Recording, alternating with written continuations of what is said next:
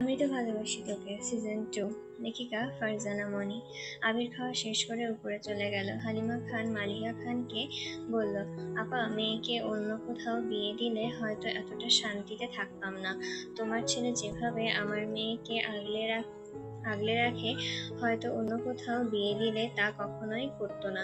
নিজের মেয়েকে সুখী দেখার চেয়ে বেশি একটা মায়ের আর কি চাওয়ার থাকে। মালিহা খান বলল, তুই নিশ্চিন্ত থাক, আমার আবির মেঘের খুব ভালোভাবে খেয়াল রাখতে পারবে। আকলিমা খান, ওদের দুটোকে দেখলে মনটা জুড়িয়ে যায়।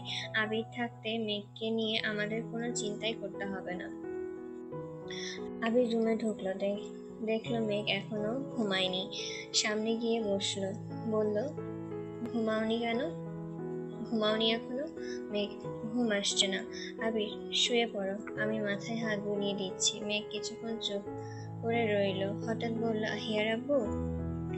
আবির সেই চিরচেনা শান্ত কণ্ঠে জবাব দিল, হুম। মেঘ ব্যালকনির দিকে আঙ্গুল দিয়ে ইশারা করে বলল, বাইরে তাকিয়ে দেখুন, আকাশে মস্ত বড় থালার মতন চাঁদ উঠেছে। চলুন না আমরা ছাদে যাই। আবির, এত রাতে ছাদে যাওয়া যাবে না, অন্য কিছু বলো। মেঘ, চলুন না প্লিজ। আবির, মেঘ, জেদ করো না প্লিজ। তুমি কি ভুলে গেছো তুমি অসুস্থ? এত রাতে ছাদে গেলে তানারা তোমার ঘাড় মটকে দেবে জানো না? মেঘ একটু ভয় ভয় বলল, সত্যি বলছেন? কিন্তু আপনি তো বলেছিলেন তেনারা বলতে কেউ নেই। আবির, ওসব বাদ দাও, চলো আমরা বেলকনিতে যাই। বেলকনির দিকে তাকিয়ে দেখো, সেখান থেকে কি সুন্দর চাঁদের জ্যোৎস্নার দীপ্তি ছড়াচ্ছে। মেঘ, চলুন। আবির আর মেঘ বেলকনির সোফায় গিয়ে বসলো। চাঁদের আলোতে আবির মেঘের ক্লান্ত অসুস্থ মুখের পানে তাকিয়ে আছে। আবিরের চোখে যেন মেঘের সারা মুখে বিচরণ করছে। এই কয়েকটা দিনে মেয়েটার মুখ লাবণ্য অনেকটাই কমে এসেছে। মুখে কয়েকটা ব্রণ উঠেছে। মুখটা মনে হয় রক্তশূন্য হয়ে উঠেছে। আমি অক্লান্ত চোখে তাকিয়ে এটা আবির হবে। আবির অক্লান্ত চোখে তাকিয়ে আছে। মেঘ বলল, এভাবে কি দেখছেন? আবির, আমার আহিয়ার আম্মুকে। আচ্ছা মেঘ, আমাদের আহিয়া এখন কি করছে? মেঘ আবিরের এমন বাচ্চামো প্রশ্ন শুনে কিছুটা হাসলো, বলল, আহিয়া আপনাকে বলছে পাপা। তোমাকে অনেক ধন্যবাদ আমাকে চন্দ্রবিলাস করানোর জন্য। আবির হাহা করে হাসলো, বলল, কই, আমি তো শুনতে পাচ্ছি না। মেঘ, আমি তো পাচ্ছি। আবির, আমিও শুনতে চাই। মেঘ ফিসফিসিয়ে আবিরকে বলল, কাছে আসুন। আবির মেঘের কিছুটা সামনে এগিয়ে আসলো। মেঘ আবিরের ডান হাতটা তার পেটে স্পর্শ করিয়ে বলল, আপনি কি অনুভব করতে পারছেন আমাদের বাবুর হৃদস্পন্দন? আবির মাথাটা কিছুটা ঝুঁকিয়ে মেঘের পেটে কান দিয়ে ফিসফিস করে বলল, তুমি এখন কোনো কথা বলবে না। এখন আমাদের বাপ মেয়ের কথা হবে। মেঘ আবিরের পাগলামো দেখে হাসলো।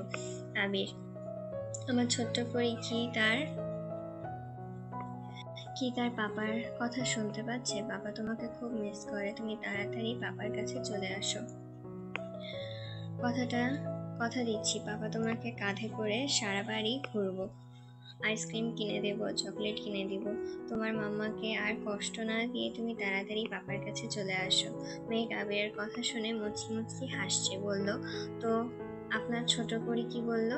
আবির, আমার আহিয়া পরী আমাকে বলছে সে অতি শীঘ্রই আমার কাছে চলে আসছে। মেঘ আবিরের বুকে মাথা রাখলো, বলল, আপনার মতন স্বামী পাওয়া আমার সৌভাগ্য। জীবনের সকল পূর্ণতার মাঝে সর্বোত্তম ও সর্বশ্রেষ্ঠ পাওয়া হলো আমার স্বামী সাজ্জাদুল খান আবির। আবির হাসলো, বলল, আমার সৌভাগ্য আমি তোমাকে পেয়েছি। তোমাকে না পেয়ে কি হতো বা আমি কি করতাম তা আমি জানি না। তোমাকে ধন্যবাদ, অসংখ্য ধন্যবাদ আমাকে ভালোবেসে আমাকে সুন্দর একটা জীবন দেওয়ার জন্য। কারণ তুমিই না এই আবির জীবন মূল্যহীন। ট্রেন চলছে, একজোড়া কপতে ডুবে আছে দুইজনের চোখের মায়ায়। দুইজনের চোখে তৃষ্ণা যেন বহুদিনের। মনে হচ্ছে সারা রাত দেখলেও যেন এই তৃষ্ণা মিটবে না। হঠাৎ বন্যা চোখ নামিয়ে নিল। তানভীর ট্রেনের বাইরে দৃশ্যে পাশের তাকিয়ে একটু হাসলো, মনে মনে বলল, মেয়েটা বড্ড বেশি লাজুক। আল্লাহ জানে এই মেয়ের লজ্জা ভাঙতে আমার আর কি কি করা লাগবে। বন্যা মনে মনে ভাবছে, বেহায়া নির্লজ্জ পুরুষ কোথাকার, সর্বক্ষণ প্রস্তুত থাকে কখন কিভাবে কতবার আমাকে লজ্জা দেওয়া যায়। তানভীর বন্যার হাতের আঙ্গুলের ভাঁজে নিজের আঙ্গুল গুজলো। বন্যা কিছুটা লজ্জা পেয়ে অন্যদিকে তাকিয়ে আছে। তানভীর আরেকটু কাছে এগিয়ে বসে বন্যাকে নিজের দিকে ফেরালো, বলল, বন্যফুল, তুমি কি কখনো আমার আগে মতন ভয় পাচ্ছ? বন্যা, কই না তো। তানভীর, তাহলে আমার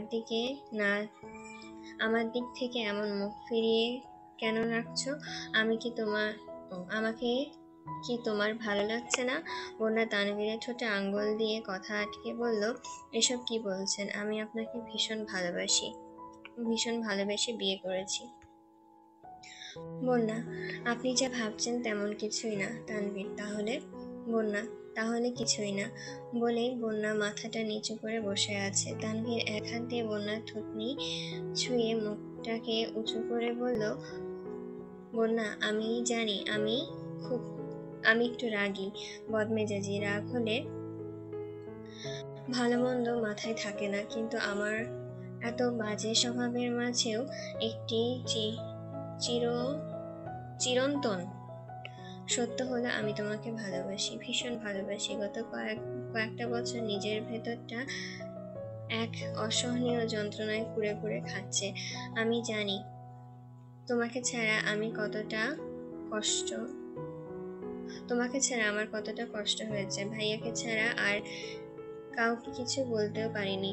যখন তোমার কথা খুব মনে পড়তো তখন ছুটে যেতাম তোমার ভার্সিটিতে, তোমার গলিতে, তোমার এক নজর দেখার অপেক্ষায়। বহুদিন মকলেস দাদার বহু প্রশ্নের সম্মুখীন হতে হয়েছে। মাথার ব্রেন বলতো যে কোনো সময় তোমার বাড়ির কারোর কাছে হয়তো ধরা পড়ে যাব, কিন্তু মন মানত না। ছুটে যেতাম তোমার গলিতে, যদি একবার দেখা পাই। মাঝে মধ্যে সৌভাগ্যবশত পেয়েও যেতাম। বন্যা নির্বিকার, অবাক দৃষ্টিতে তানভীরের মুখের পানে তাকিয়ে আছে। চাঁদের আলোয় তানভীরকে দেখতে অনেক মোহনীয় লাগছে। ট্রেনের ঝনঝন শব্দ, জানালা দিয়ে আসা মৃদু মৃদু বাতাস, চাঁদের জ্যোৎস্নার আলো পরিবেশটাকে আরো মধুর করে তুলছে। বন্যা বলল, আপনি কি আমায় অনেক আগে থেকে ভালোবাসেন? তানভীর চুপ। বন্যা, কত আগে থেকে? তানভীর, প্রায় 4 বছর হলো। বন্যা তো অবাক, বলল, তার মানে এই 4 বছর যাবৎ আপনি আমায় নজরে রেখেছেন? তানভীর সহজ স্বীকারোক্তি, শুধু আমি না, তোমার আশেপাশের আরো কয়েকজন আছে যাদের বলা আছে তোমার উপর নজর রাখতে। তুমি কোথায় যাচ্ছ, কি করছো, কোন ছেলের সাথে মিশছো, কি না তার আমাকে বলতো। এবার বন্যা একটু রাগ করলো, বলল, অন্য ছেলেরা আমার দিকে নজর রাখতো? তানভীর, প্লিজ রাগ করো না। ওরা কেউ তোমার দিকে খারাপ নজর দিত না, জাস্ট তোমার খেয়াল রাখতো ভাইয়ের হবু বউ হিসেবে। তাছাড়া তোমার দিকে কেউ খারাপ নজর দিলে তাকে আমি পিটিয়ে আধমরা করে ছাড়বো, যেমনটা তামিমকে করেছিলাম। এবারে কথাটা তানভীর একটু আস্তে আস্তে বলল। বন্যা, তার মানে তামিমের উপর আপনার আগে থেকেই ক্ষোভ জমেছিল, আর সেটার বহিঃপ্রকাশ ঘটেছিল আবির ভাইয়ের অ্যাক্সিডেন্টের দিন? তানভীর, বন্যা ফুঁস করে দীর্ঘ নিঃশ্বাস ছেড়ে বলল, কি হিংসুটে ছেলে রে বাবা। তানভীর হাসলো, বলল, তুমি আমার, একান্তই আমার। যে তোমার দিকে তাকাবে তার চোখ আমি তুলে নেব। ভুলে যেও না, রাজনীতি ছেড়েছি, কিন্তু মারপিট করা আমার রক্তে এখনো রয়ে গেছে। বন্যা বলল, আমি কি শুধুই আপনাকে ভিলেনের সাথে তুলনা করি? আপনি তো ভিলেনই, হিংসুটে ভিলেন। মেঘ আবিরের কোলে মাথা রেখে বেলকনির সোফাতে শুয়ে আছে। তার নজর ওই আকাশের পানে, কিন্তু আবিরের নজর তার কাদম্বিনীর মুখে, চোখে, ঠোঁটে। আবির মেঘকে দেখছে আর মেঘের মাথায় হাত বুলিয়ে দিচ্ছে। একটা সময় মেঘ ঘুমিয়ে পড়ল। আবির মেঘকে পাজাগুলা তুলে বিছানায় শুয়ে দিল, কপালে একটা দীর্ঘ চুমু দিয়ে মেঘকে বুকে নিয়ে ঘুমিয়ে পড়ল। সকাল 9টা বাজে। হালিমা খানের ফোনে তানভীরের কল দিয়েছে। একে একে সকলের সাথে কথা হচ্ছে, কিন্তু বাড়ির তিন কর্তা আর আবির কোন সকালে অফিসে চলে গেছে। মেঘ এইমাত্র নিচে নেমে এসেছে। বলল, আম্মু কে কল দিয়েছে? ভাইয়া? হালিমা খান, হ্যাঁ, নে কথা বল। মেঘ, হ্যালো ভাইয়া, কেমন আছো? তানভীর, ভালো, তুই কেমন আছিস? মেঘ, আলহামদুলিল্লাহ ভালো। বন্যা বেবি কই? তানভীর, এই তো কাছেই আছে, নে কথা বল। বন্যা, হ্যালো ননদিনী। মেঘ, কেমন আছো ভাবি? ভাবি আমার। বন্যা, ভালো, তুই কেমন আছিস? আর বাড়ির সবাই কেমন আছে? মেঘ, আলহামদুলিল্লাহ সবাই ভালো আছে। তোরা কখন পৌঁছিয়েছিস? বন্যা, আমরা প্রায় মাঝরাতে পৌঁছে গিয়েছি, কিন্তু এত রাত হওয়ায় বাড়িতে কল দিয়ে জানায়নি, সকালে কল দিলাম। মেঘ, ও। তানভীর বন্যার কথা শুনে মিম দৌড়ে ছুটে এলো। বলল, মিমাপু, ফোনটা আমাকে দাও না প্লিজ, আমার বন্যা ভাবির সাথে কথা বলবো। বন্যা ফোনের ওপাশ থেকে ওদের চিল্লাচিল্লি শুনে বলল, মিম কি করে? মেঘ, মহারানী আজ কলেজে যায়নি, তার মাত্রই ঘুম থেকে উঠল। বন্যা, মিমের কাছে দে তো ফোনটা। মিম, হ্যালো বৌমনি, কেমন আছো? বন্যা, ভালো কুটনি ননদ, তুমি কেমন আছো? মিম, আমিও ভালো আছি। শোনো বৌমনি। বন্যা, বলেন মহারানী। বান্দরবানের সুন্দর সুন্দর স্পেশাল ভিডিও করে আনবে, ওই ভিডিও নিয়ে আমি সোশ্যাল মিডিয়ায় পোস্ট করব। পাশ থেকে তানভীর বলে উঠল, ওরে পাকনা মেয়ে, একবার বাড়ি ফিরি, তারপর মজা বুঝাবো। আদি এসে মিমের কাছ থেকে ফোনটা নিয়ে বলল, হ্যালো বৌমনি। বন্যা, হ্যাঁ ছোট দেবর। আদি, তুমি মিমাপুর কথা ছাড়ো, ওর কোনো কথাই তুমি শুনবে না। বন্যা, ও তাই বুঝি, তাহলে কার কথা শুনবো? আদি, আমি আছি না, আমার আমার তোমার ছোট বর। বন্যা চোখ চোখ দুটো বড় বড় হয়ে গেল। কি বলছে এই পাকনা ছেলে? পাশ থেকে তানভীর চিৎকার দিয়ে উঠল, কি রে আদি, শেষ পর্যন্ত কেঁদে কেটে আমার বউটাকেও নিয়ে যাবি? বন্যা মৃদু মৃদু হাসছে আর বলছে, হিংসুটে বর আমার। আদি, ভাইয়া নিয়ে যাচ্ছি না তো, ভাগ করছি, তুমি বড় বর, আমি ছোট বর। পাশ থেকে মেঘ আদির কান টেনে ধরলো, বলল, আজকাল বড্ড পেকেছেন তাই না? অপেক্ষা করেন আবির ভাই বাড়িতে ফিরুক, তাকে জানাতে হবে। আবিরের নাম শুনে আদি ছুটে পালালো। সবাই আদির কাণ্ড দেখে হাসছে। মিম গিয়ে সোফায় বসলো মেঘের পাশে। মিম টিভিও দেখছে, আবার গুনগুনিয়ে গানও গাইছে। মেঘ কপালে কুঁচকে মিমের দিকে তাকিয়ে আছে, সেই দিকে মিমের কোনো খেয়াল নেই। মেঘ মাঝে মাঝেই খেয়াল করে, মিম আজকাল একটু বেশি বেশি খুশি খুশি থাকে। মেঘ বলল, কি রে, তোর খবর কি? মিম, কিসের খবর? কয়টার খবর? মেঘ, তোকে দেখে মনে হচ্ছে ডাল মে জরুর কুছ কালা है। মেঘ চোখ দুটো ছোট ছোট করে বলল, কাহানি কি? মিম, আপু তুমি যে কি বলো না, আজকাল কি হাসাও যাবে না? মিম বসা থেকে উঠতে উঠতে বলল, ধুর, আজকাল এই বাড়িতে হাসলেও সমস্যা। মেঘ অবাক কণ্ঠে তাকিয়ে বলল, আর এর আবার কি হলো? রাকিব, কি রে আবির, শুনলাম কাল অফিস থেকে তাড়াতাড়ি বাড়ি ফিরেছিস, বাসায় কি কোনো সমস্যা? আবির, না রে, তেমন কিছু না, গতকাল তানভীর আর বন্যা হানিমুনে গিয়েছে, ওদের বিকেলে স্টেশনে দিতে গিয়েছিলাম। তাছাড়া মেঘের শরীরটা গতকাল ভালো ছিল না। রাকিব, মেঘ এখন কেমন আছে? আবির, ভালোই। তোর কথা বললো, তোকে তো বলেছিলাম 1 সপ্তাহ অফিসে আসতে না, 4 দিন পরেই চলে আসলি যে, একটা ছুটি অ্যাপ্লিকেশন পাঠিয়ে দিলেই তো হতো। রাকিব, জানি, কিন্তু অনেক কাজ পেন্ডিং হয়ে আছে, ওই কয়টা দিন তাই ভাবলাম তোর ওপর এত চাপ না দিয়ে অফিসে চলে আসি। আবির, প্রয়োজন ছিল না, এই সময় তো রিয়ার পাশে থাকাটা বেশি দরকার ছিল। রিয়ার বেবি কেমন আছে? রাকিব, ভালো। মেঘের কথা শোনার পর থেকে বারবার মেঘের কথা জিজ্ঞাসা করছে। জান্নাতও বলল, কয়েকদিনের মধ্যে মেঘকে দেখতে যাবে আবির। যেতে বলিস জান্নাতকে। ভেবেছিলাম মেঘকে নিয়ে তোদের বাড়িতে ঘুরতে যাবো রিয়া আর বেবিকে দেখতে, কিন্তু আম্মু আর মামুনি বলল বাবুর 1 মাস না হওয়া পর্যন্ত মেঘ সেখানে যেতে পারবে না। রাকি, সমস্যা নাই, পরে সময় করে নিয়ে যাস। সারাদিন বিভিন্ন সুন্দর সুন্দর স্পটে ঘুরে সন্ধ্যায় তানভীর আর বন্যা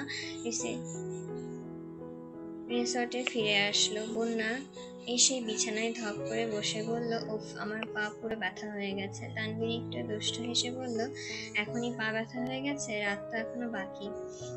বন্যা চোখ দুটো বড় বড় করে ফেললো, তারপর একটু ঢোক গিলল, মিনমিনিয়ে বলল, নির্লজ্জ বেহিয়া পুরুষ মানুষ। আল্লাহ, এই লোকটা তুমি আর কত রূপ আমায় দেখাবে। পরিবারের সামনে ভদ্র, বাইরের লোকের কাছে রাগী বদমেজাজি, বইয়ের সামনে ঠোঁটকাটা নির্লজ্জ বেহিয়া পুরুষ। তানভীর লম্বা একটা হাসি দিয়ে বলল, আপনি কি আস্তে আস্তে আমায় গালি দিচ্ছেন মিসেস খান? বন্যা মুখ বাঁকিয়ে অন্যদিকে ফিরল। তানভীর সেটা দেখে বলল, গালি দেন, সমস্যা নেই, কিন্তু রেডি থাকেন। বলেই তানভীর ফ্রেশ হতে ওয়াশরুমে ঢুকে গেল। বন্যা একটা দীর্ঘ নিঃশ্বাস ফেলল, বলল, পাগল লোক একটা। তানভীর হঠাৎ ওয়াশরুমের দরজাটা একটু খুলে মাথা বের করে উকি দিয়ে বলল, হানিমুনে এসে 2-4টা বাচ্চা না নিয়ে ফিরলে লোকে কি বলবে? আমার পুরুষত্ব নিয়ে প্রশ্ন উঠবে তবু। বন্যা বিছানা থেকে তানভীরের মাত্র খুলে রেখে আসা টি-শার্টটি তানভীরের দিকে ছুঁড়ে মারল। তানভীর সেটা সাথে সাথে ওয়াশরুমের গেটে লাগিয়ে দিল। টি-শার্টটা দরজার বাড়ি খেয়ে নিচে ফ্লোরে পড়ল।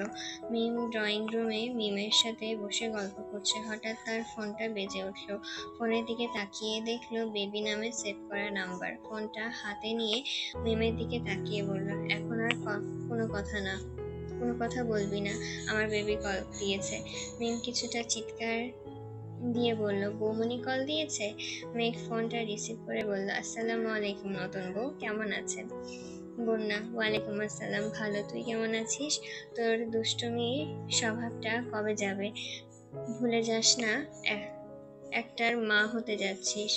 মেঘ মিমের দিকে একটু তাকিয়ে বন্যাকে বলল, বেবি, হঠাৎ একটা স্বাদ জাগলো মনে। বন্যা, কি স্বাদ ননদিনী? মেঘ, বলবো? বন্যা, বল। মেঘ, তাহলে বলেই ফেলি। বন্যা, তুই কি বলবি নাকি আমি ফোন কাটবো? মেঘ, আরে রাগ করিস না, বলছি তাহলে। বন্যা, মেঘ, হানিমুনে তো গেছিস, আমার ভাইকে বলবি তোকে বেশি বেশি আদর করতে, যাতে পরের মাসে তোরও সুখবর শুনতে পাই।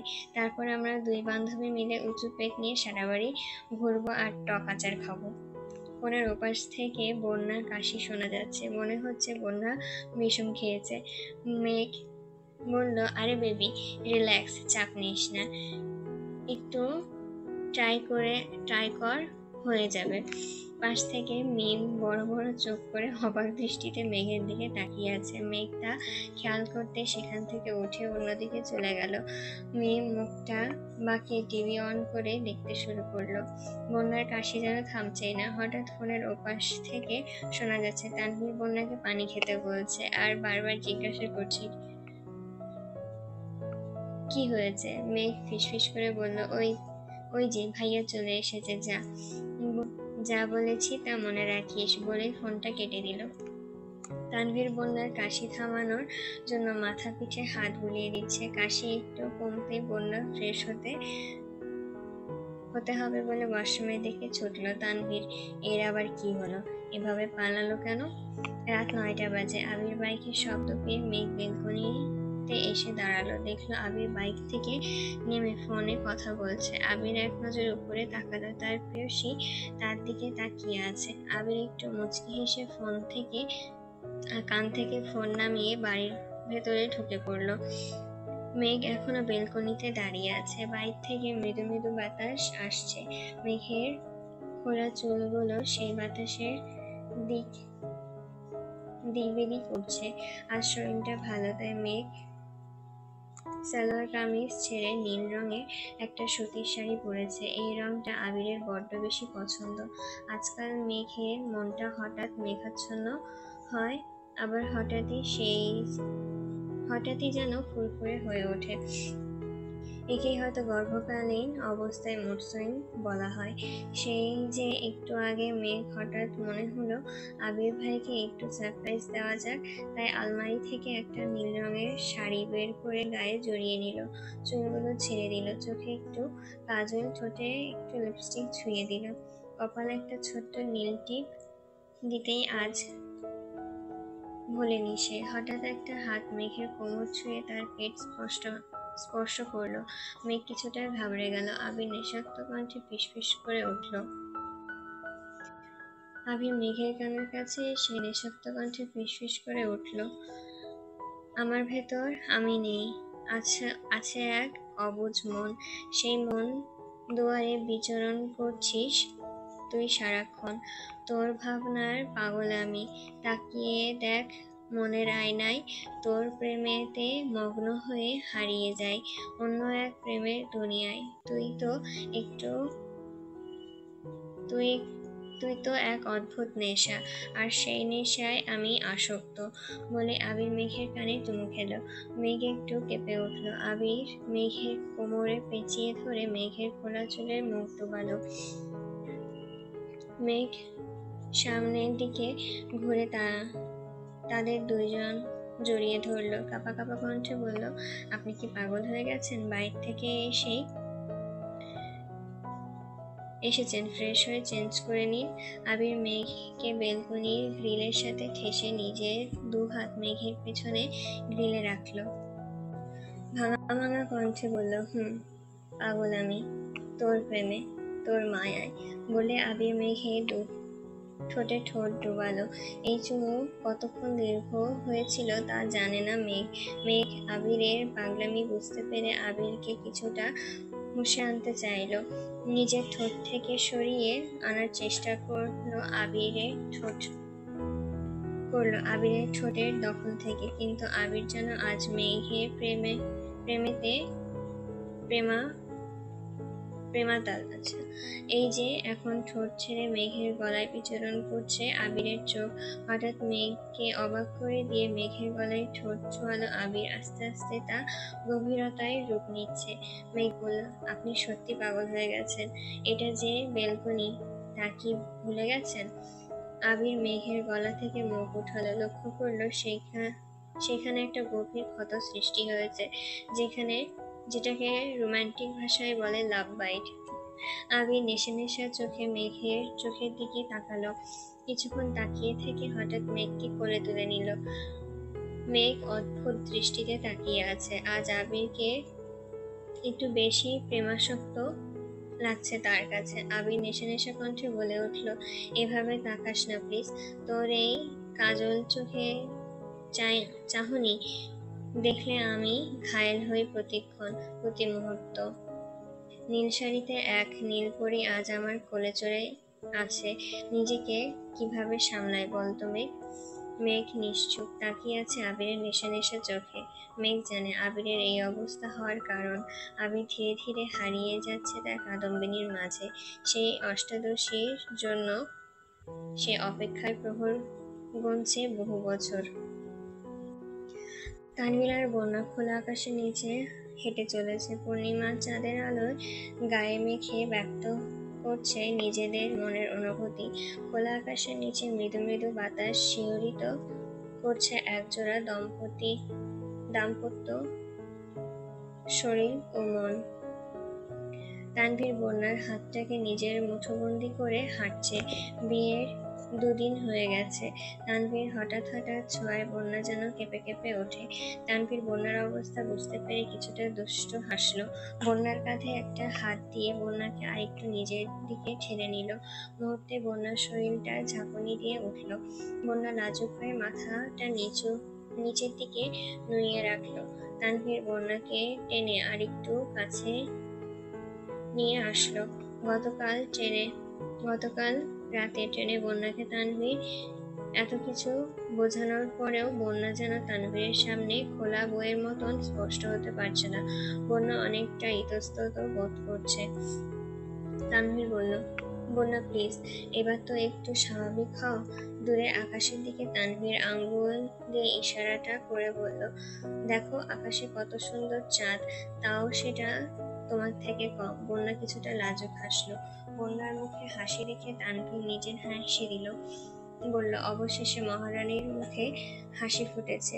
দুইজন হাঁটতে হাঁটতে আবারও রিসর্টে এসে রুমের দিকে ফিরে আসলো। তানভীর বন্যার দিকে তাকিয়ে আছে। বন্যাকে আজ অনেক সুন্দর লাগছে। সন্ধ্যায় তানভীর বন্যার হাতে একটা প্যাকেট ধরিয়ে দিয়ে বলল, রেডি হয়ে নাও, আমরা বাইরে হাঁটতে যাব।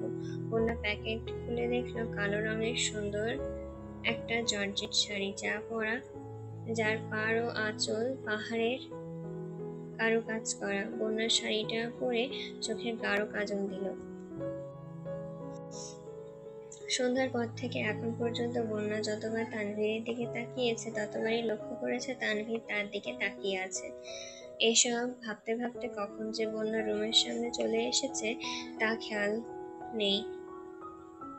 হঠাৎ পায়ের সামনে কোনো কোনো কিছুর নড়াচড়া পেতে মাথা ঝুঁকিয়ে নিচে তাকালো। যা দেখলো বন্যা তো চক্ষু চড়ক গাছ।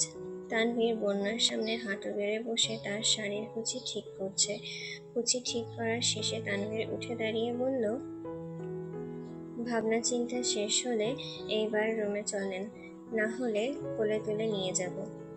কোলে তোলার কথা শুনে বন্যা তাড়াহুড়ো করে রুমের দরজা ধাক্কা দিয়ে ভেতরে যাওয়ার উদ্দেশ্যে। কিন্তু এটা কি? হঠাৎই বিস্ময়ে বন্যার চোখ মুখ হা হয়ে গেল। বন্যা মুখে হাত দিয়ে আস্তে আস্তে রুমের ভেতরে ঢুকে গেল।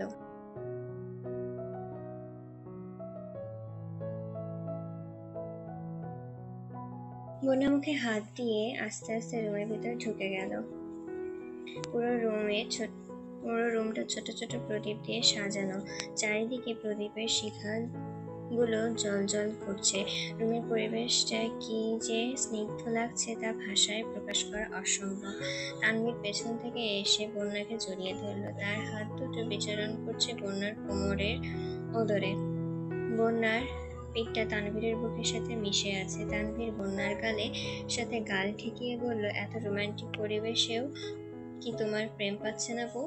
বন্যা নিশ্চুপ হয়ে দু চোখ বন্ধ করে রেখেছে। তানভীর মুখে যত কথাই বলছে না কেন তার হাত দুটো বন্যার কোমর ছুঁয়ে ছুঁয়ে যাচ্ছে। তাতেই বন্যার হাল বেহাল হয়ে যাচ্ছে। বন্যা কাঁচুমাচু করে বলে উঠল, ছাড়ো না আমায়, বলেই সামনের দিকে পালাতে চাইল। তানভীর খপ করে বন্যার শাড়ির আঁচল টেনে ধরল। শাড়ির আঁচলটা হাতে পেঁচিয়ে পেঁচিয়ে বন্যার দিকে এগিয়ে গেল। আস্তে আস্তে তার ঘাড়ে ঠোঁট স্পর্শ দিল। বন্যা মুহূর্তে কেঁপে উঠল।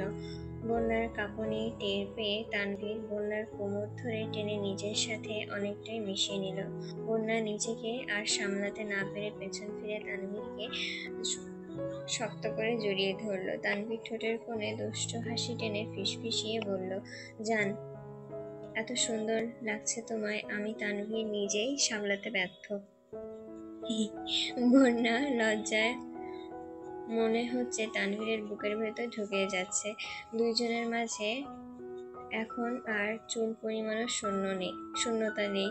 হঠাৎই তানভীর বন্যাকে কোলে তুলে নিল। কোলে রেখেই বন্যার কপালে গলায় তানভীর ঠোঁট ছুঁয়ে ছুঁয়ে দিচ্ছে। বন্যা ও তানভীরের গলা শক্ত করে জড়িয়ে ধরে রেখেছে। তানভীর বন্যার ঠোঁট দুটো নিজের দখলে নিতেই বন্যা আবেশে চোখ বন্ধ করে নিল। হারিয়ে গেল দুইজন দুইজনের মাঝে। সময় চলছে তার নিজ গতিতে। দেখতে দেখতেই তানভীরের ছুটি ফুরিয়ে এলো। গতকাল রাতে তানভীর আর বন্যা বান্দরবান থেকে ফিরেছে। এখন সকাল 8টা বাজে। খানবাড়ির প্রতিটি সদস্য খাবার টেবিলে উপস্থিত। মালিহা খান, হালিমা খান ও আকলিমা খান সবাই খাবার পরিবেশন করে দিচ্ছে। বন্যাও সাথে সাথে টুকটাক কাজ করছে। মেঘও হাতে হাতে সাহায্য করতে চেয়েছিল, কিন্তু বন্যা ওকে জোর করিয়ে নাস্তার টেবিলে আবিরের পাশে বসিয়ে দিল। আজ থেকে তানভীরের অফিস খোলা, তাই তানভীরও অফিসের জন্য একেবারে রেডি রেডি হয়ে নিচে নেমেছে। আলী আহমেদ খান, মোজাম্মেল খান ও ইকবাল খান টুকটাক ব্যবসায় আলোচনা করছে আর খাচ্ছে। আবির বারবার আর চোখে লক্ষ্য করছে মেঘ ঠিক মতো খাচ্ছে কিনা, যা মেঘের চোখের আড়ালও হতে পারল না। মেঘ বুঝতে পেরে মন না চাওয়া সত্ত্বেও পুরো খাবারটা শেষ করার চেষ্টা করছে, কারণ সে জানে এখন যদি সে পুরো খাবারটা শেষ না করে তাহলে আবির রাগ করে নাস্তা না খেয়ে অফিসে চলে যাবে। মিম আজ কলেজে আছে, তাই সে রেডি হয়ে নিচে নেমেছে। বন্যা সবাইকে খাবার দেওয়ার সময় খেয়াল করলো মিম আর আদি চোখের ইশারায় ঝগড়া করছে। বন্যা ওদের কাছে গিয়ে ফিসফিসিয়ে ঝগড়া বন্ধ করে খেতে বলল। এখানে সকল বয়োজ্যেষ্ঠরা আছে। বন্যা নিষেধাজ্ঞা শুনে দুইজন শান্ত হয়ে খাওয়া শুরু করলো। হঠাৎই ইকবাল খান আবিরের উদ্দেশ্যে বলে উঠল, আবির, ড্রাইভার আজকে অসুস্থ, তাই ছুটি নিয়েছে। তুই কি মিম আদিকে ওদের স্কুলে আর কলেজে পৌঁছে দিবি? আজ অফিসে একটু লেট করে গেলে সমস্যা নেই, আমি সব সামলে নেব। আবির, ইটস ওকে চাচ্চু, এত ফর্মালিটি কেন করছো? আমি অফিসে যাওয়ার সময় ওদের নামিয়ে দিয়ে যাব। ইকবাল খান, তাহলে আজ বাইক নিস না, গাড়ি নিয়ে অফিসে যাস। আবির, ঠিক আছে চাচ্চু বলে আবির বেসিংয়ে হাত ধুতে চলে গেল। আস্তে আস্তে তানভীর, আলী আহমেদ খান, মোজাম্মেল খান, ইকবাল খান, আবির, মিম ও আদি সবাই চলে গেল। বাড়িতে এখন শুধু মেঘ, বন্যা, মালিহা খান, হালিমা খান, আকলিমা খান ও দুইজন হেল্পিং হ্যান্ড, আর বন্যা মেঘ বারান্দায় বান্দরবানের গল্প করায় ব্যস্ত। বেলা যখন 11টার কাটায় বাড়ির মেহমান এসেছে শুনে মেম তাড়াহুড়ো করে সিঁড়ি দিয়ে নিচে নামছে। তা দেখে হালিমা খান চিৎকার করে বলে উঠল, মেঘ আস্তে। মায়ের চিৎকার শুনে মেঘ থেমে গেল, আস্তে আস্তে নিচে নেমে আসলো। সেই দেখে সোফায় মাহমুদা খান ও আরিফ বসে আছে। হালিমা খান মেঘকে ধমকের সুরে বলল, কি রে মেঘ, তোর জ্ঞান বুদ্ধি কবে হবে? তোকে কতবার বলি সিঁড়ি দিয়ে তাড়াহুড়ো করে নামবি না, আস্তে ধীরে নামবি, তুই কোনো কথাই শুনিস না। এবার মনে হয় আবিরকে জানাতে হবে। মেঘ আবিরের কথা শুনে কিছুটা চুপসে গেল, কাঁদো কাঁদো কণ্ঠে বলল, তুমি আমার আবির ভাইয়ের কথা বলে ট্রিট দিচ্ছ? মাহমুদা খান তার ভাতিজিকে কাছে টেনে সোফায় বসিয়ে আহ্লাদে কণ্ঠে বলল, ভাবি, আমার ভাতিজিকে একটুও বকবে না, তাহলে ভাইকে বলে তোমাকে বাপের বাড়ি পাঠানোর ব্যবস্থা করব। মাহমুদা খান মেঘকে খুব করে বোঝালো, এই সময় একটু বুঝে শুনে চলাফেরা করতে হয়। মেঘও সব বুঝে এমন ভাব করে বলল, ঠিক আছে ঠিক আছে বলে মাহমুদা খানের কাঁধে মাথা রাখলো। মাহমুদা খান মেঘের মাথায় হাত বুলিয়ে দিচ্ছে। বন্যাও পাশে এসে বসে ভালো মন্দ জিজ্ঞাসা করছে। মাহমুদা খানের পাশে পেয়ে যেন খানবাড়ির মহিলারা সকলে আড্ডার আসর জমিয়ে বসেছে। সব মেয়েদের মাঝে আরিফ বসে বসে বোরিং ফিল করছে, তাই সে উঠে ছাদের দিকে যাচ্ছে আর মনে মনে ভাবছে, মিম কই, তাকে কোথাও দেখতে পাচ্ছি না কেন। সিঁড়ি 2 কদম উঠতেই হঠাৎ মালিহা খানকে আরিফ বলে উঠল, বড় মামি, আদি কি বাড়িতে নেই? মালিহা খান একটু হেসে জবাব দিল, না রে বাবা, মিম আদি তাদের নিজের প্রতিষ্ঠানে গিয়েছে। আরিফ সবাইকে শান্তভাবে এক নজর দেখে ছাদে চলে গেল। মাহমুদা খান মালিহা খানের উদ্দেশ্যে বলে উঠল, ভাবি, আমি কিন্তু আজ অন্য একটা কারণে এসেছি। মালিহা খান জিজ্ঞাসার দৃষ্টিতে তাকালো। তখনই মাহমুদা খান বলল, ভাবি, আগামী শুক্রবার তোমাদের সবাইকে আমার বাড়িতে দাওয়াত, আর মেঘ, বন্যা, মিমকে আমি আজকেই আমার সাথে নিয়ে যাব, প্লিজ তুমি কোনো আপত্তি করো না। মালিহা খান, হালিমা খান ও আকলিমা খান মাহমুদা খানের দিকে স্থির দৃষ্টিতে তাকালো। মালিহা খান বলল, দেখো বোন, তোমার ভাইজানরা এখন বাড়িতে নেই, আমি একা তো কোনো সিদ্ধান্ত নিতে পারবো না। আর রইল কথা মেঘ, বন্যা, মিমের, আমার যতদূর মনে হয় আবির মেঘকে এই সময় কিছুতেই একা ছাড়বে না। বলেই মালিহা খান থামলেন। মাহমুদা খান মুখে হাসি টেনে বলল, আবিরের সাথে আমি কথা বলে নেব, প্রয়োজনে সেখান থেকেই কয়েকদিন অফিসে যাবে। হঠাৎ মেঘের ফোনে কল বেজে উঠল। সবাই ধ্যানমগ্ন হয়ে দৃষ্টি গেল মেঘের ফোনের দিকে। দেখলো আবির কল দিয়েছে। মেঘ সবার মাঝখান থেকে উঠে গিয়ে সাইডে দাঁড়িয়ে ফোন রিসিভ করলো। মেঘ, হ্যালো। আবির, তোমায় কতবার বলবো ফোন ধরে আগে সালাম দিবে? মেঘ, সরি, আসসালামু আলাইকুম। আবির, ওয়ালাইকুম আসসালাম। কি করছো? মেঘ, বসে আছি, সবাই একসাথে। আবির, এই সময় সবাই একসাথে? মেঘ, ফুপি আর আরিফ এসেছে। আবির, ফুপি এসেছে? কই, আমাকে তো আগে কিছু জানানো না। সে তো আজকে আসবে আমাদের বাড়িতে। কোনো সমস্যা? আমি কি আসবো?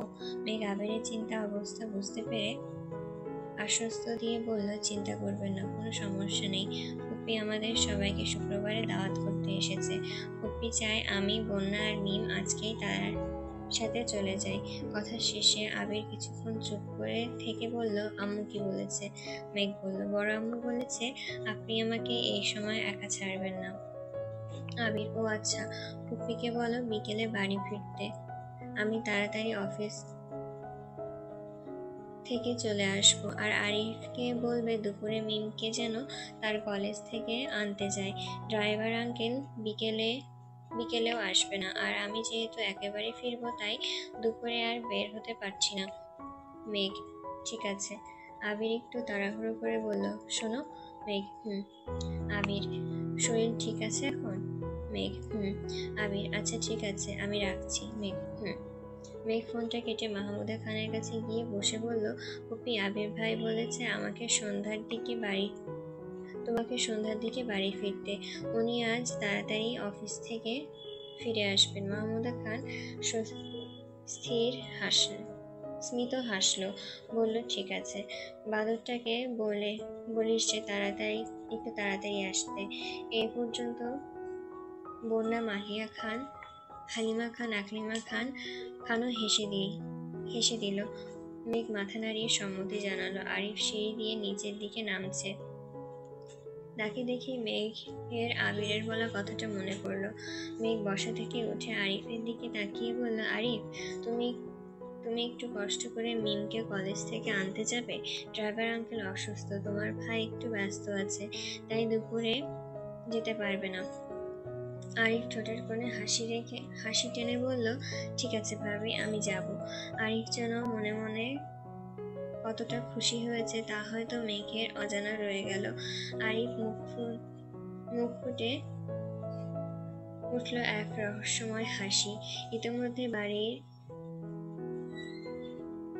মেয়েরা তাদের সবার সামনে চা নাস্তা দিয়ে গেছে। চা খেতে খেতে আড্ডায় বেশ জমেছে। তাই মালিহা খান রান্নাঘরের সকল দায়িত্ব মেয়েদের বুঝিয়ে দিয়ে বলল, শোনো, যা যা খাবে বলে দিচ্ছি, সেই অনুযায়ী রান্না করো। আর আবিরের আব্বু রান্না আমি একটু পরে এসে করবো।